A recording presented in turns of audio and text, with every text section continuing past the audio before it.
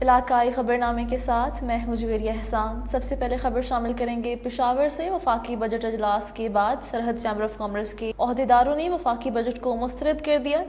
صدر chamber of commerce مقصود انور کا کہنا تھا کہ بجٹ میں غریب عوام کے لیے کچھ نہیں اور بجٹ میں سرکاری ملازمین کے ساتھ زیادتی کی گئی۔ ان کا کہنا تھا کہ 1.5 ٹریلین صرف 4 محکمے کھا جاتے ہیں۔ پی آئی اے، اسٹیل مل، متاثرین اور ریلوے، یہ چاروں ادارے حکومت کے سفید ہاتھی ہیں۔ کورونا سے پہلے صحت کا بجٹ صرف 1% رکھا جاتا تھا۔ اس بار میڈیکل اکوپمنٹ میں سرمایہ کرنے والوں کی ٹیکسز 0 کیے ہیں، جو کہ اچھی بات ہے۔ انہوں نے کہا کہ کورونا نے معیشت کو نقصان پہنچایا ہے، مگر کورونا کے لیے حکومت کی واضح پالیسی نہیں ہے۔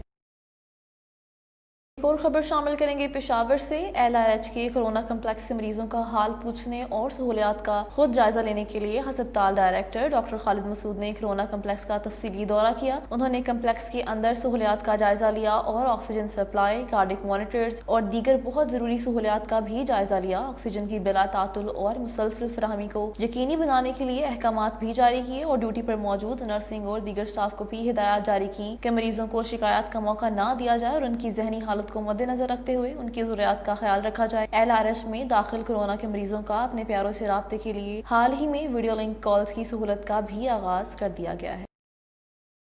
اب رخ کریں گے اوکاڑا کا۔ اوکاڑا پولیس نے 3 ڈاکو رنگے ہاتھوں گرفتار کر لیے۔ 3 فرار، 6 نامعلوم ڈاکو D40 کے قریب عمران نامی شخص کے ساتھ ڈکیتی کی واردات کر رہے تھے۔ گشت پر معمود مقامی پولیس نے موقع پر پہنچ کر 3 ڈاکوؤں کو زخمی حالت میں گرفتار کر لیا۔ 3 ڈاکو فرار ہونے میں کامیاب ہو گئے، جن کی گرفتاری کے لیے ٹیمیں تشکیل دے دی گئی ہیں، جبکہ گرفتار ڈاکوؤں سے تفتیش جاری ہے۔ خبر شامل کریں گے سمندری سے۔ تھانہ سٹی کے علاقے میں تیز رفتار موٹر سائیکل کی پیدل چلتے شخص کو ٹکر۔ حادثے میں پیدل سوار کی ٹانگ ٹوٹ گئی اور موٹر سائیکل سوار کے سر پر گہری چوٹ لگنے سے زخمی ہو گیا۔ دونوں زخمیوں کی حالت تشویشناک ہونے پر انہیں فیصل آباد ریفر کر دیا گیا۔ زخمیوں میں علی رضا اور علی حیدر شامل ہیں، جن کا تعلق محلہ شوکت آباد سے بتایا جاتا ہے۔ خبر شامل کریں گے ڈچکوٹ سے۔ دعوت اسلامی کے زیر اہتمام بلڈ ڈونیٹ کیمپ لگایا گیا۔ کیمپ کا مقصد تھیلاسیمیا کے مریضوں کے لیے بلڈ ڈونیٹ کرنا ہے۔ بلڈ کو مکمل ٹیسٹنگ پروسیجر کے بعد ہی نکالا جاتا ہے اور بلڈ اچھی صحت کے حامل نوجوان لڑکوں سے لیا جاتا ہے۔ بلڈ دینے والے حضرات زک در زک کیمپ میں شرکت کر رہے ہیں۔ بلڈ ڈونیٹ کا یہ تیسرا مرحلہ ہے۔ اس سے پہلے دعوت اسلامی تھیلاسیمیا کے مریضوں کو 25,000 بلڈ بیگ ڈونیٹ کر چکی ہے۔ الحمدللہ الیاس قادری صاحب کے فرمان پر تھیلیسیمیا کے جو بچے ہیں جن کو 15 دن کے بعد خون لگتا ہے، تو ان کے فرمان پر الحمدللہ یہ دچکوٹ میں کیمپ لگا ہوا ہے، تو تھیلیسیمیا کے بچوں کے لیے الحمدللہ اپنا ہم نے خون جو ہے دے رہے ہیں، اور اس کے علاوہ دیگر اسلامیوں کو بھی بھائیوں کو دعوت دی تھی کہ وہ بھی اپنا خون اس میں دے۔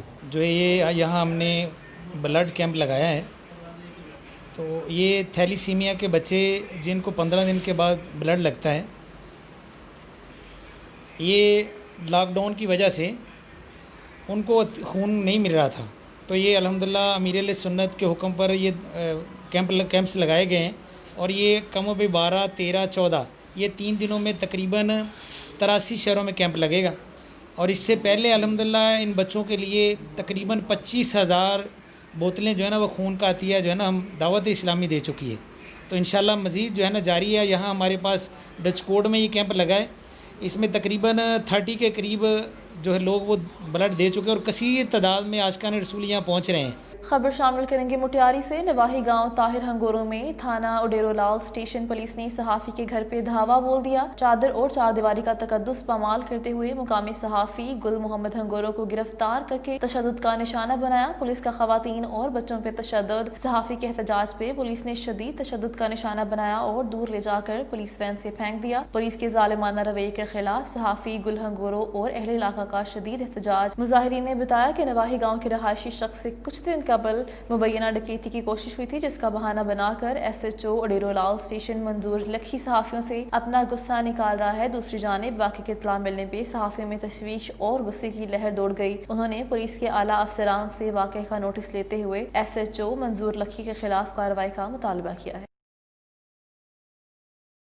खबर शामिल करेंगे फारूखाबाद से। फारूखाबाद में LPG की रीफिलिंग का काम इंतजामिया की मुबैना मिली भगत से सरेआम जारी है, जिसके बाद रिक्शों और मुसाफिर वैन्स में सिलेंडर्स फटने के मुतअद्दिद वाक़यात में शहरी अपनी कीमती जानों से दो बैठे। इसके बावजूद भी इंतजामिया ने चुप साध रखी है। LPG की रीफिलिंग का काम ज्यादातर गुंजानाबाद इलाकों में किया जा रहा है। ज़ाब्ता अखलाक के मुताबिक LPG के बड़े सिलेंडर्स गैस डीलर को ही फरोख्त करने की इजाजत है, मगर बासर दुकानदारों ने गुंजानाबाद इलाकों के अंदर गैर कानूनी रीफिलिंग का काम जारी रख के ज़ाब्ता अखलाक की धज्जियां उड़ा दी हैं। ज़राए के मुताबिक दुकानदार LPG की गैर कानूनी रिफिलिंग रिक्शा, घरेलू सिलेंडर्स और मुसाफिर वैन्स में कर रहे हैं। गैर कानूनी रिफिलिंग होने वाले सिलेंडर्स इंतहाई नाकिस और गैर म्यारी हैं। इन गैर म्यारी, जंग आलूद और नाकिस सिलेंडर्स को हटाने के लिए ज़िले इंतजामिया के आला अफसरान और RT सेक्रेटरी फील्ड में नजर ही नहीं आते। गुंजानाबाद इलाकों और गैर म्यारी सिलेंडर्स के बायस बड़ा हादसा रुनवा हो सकता है। ज़िले इंतजामिया की लापरवाही कीमती जानों से खेल रही है। आला हुकाम फौरी नोटिस ले।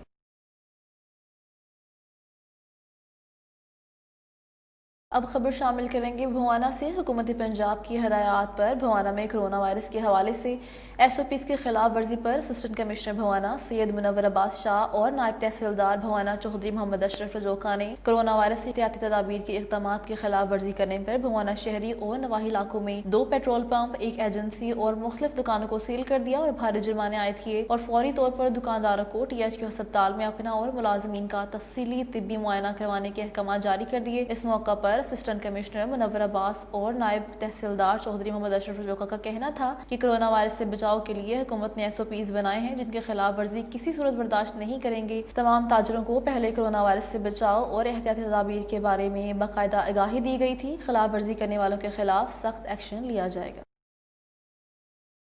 खबर शामिल करेंगे हारूनाबाद से। वफाकी हुकूमत ने बजट साल 2020 और 2021 पेश कर दिए।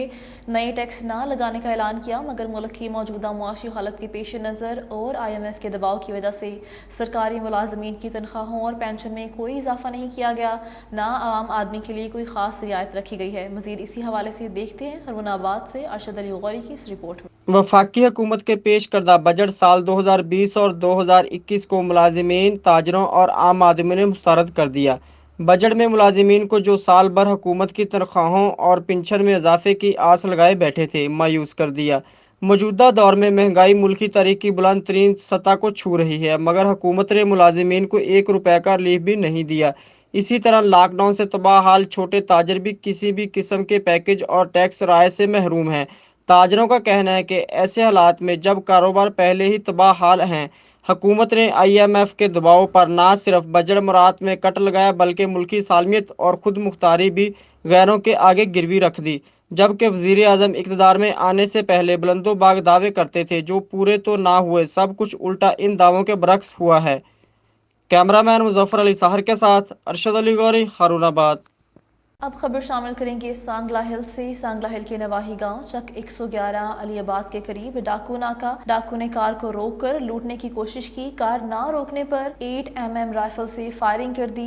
कार ड्राइवर ने हिकमत अमली का मुजाहरा करते हुए कार डाकू पर चढ़ा दी, जिसके नतीजे में डाकू मौका पर ही हलाक हो गया, जबकि उसका दूसरा साथी मौके से फरार हो गया। मरने वाले डाकू की शिनाख्त इब्रार उर्फ बारू के नाम से हुई, जो नवाही गाँव 116 घली बाजवा का रिहायशी था। थाना सदर पुलिस ने लाश को तहवील में लेकर कार्रवाई शुरू कर दी। इलाकाई खबरनामे से फिलहाल इतना ही। मजीद बाखबर रहने के लिए देखते रहिए 50 न्यूज़।